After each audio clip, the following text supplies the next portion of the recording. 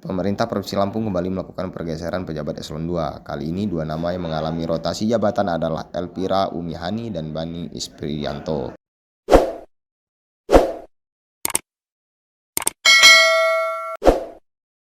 Pelantikan berlangsung di ruang rapat utama kantor Gubernur Lampung, Rabu 6 Agustus 2025. Sekretaris Daerah Provinsi Lampung, Marindo Kurniawan, memimpin langsung prosesi pelantikan tersebut.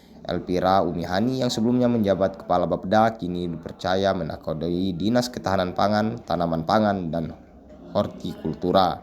Sementara Bani Isprianto yang sebelumnya memimpin dinas tersebut kini menjabat sebagai staf ahli Gubernur Lampung bidang ekonomi, keuangan, dan pembangunan. Saya minta kepada saudara Bu Elvira dan Pak Bani untuk terus berakselerasi dalam mendukung pencapaian program pembangunan daerah.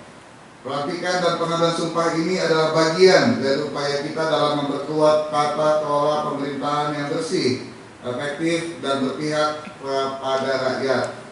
Saya berharap saudara-saudara yang dilantik hari ini dapat segera bekerja dan mengembangkan gagasan serta inovasi yang solutif.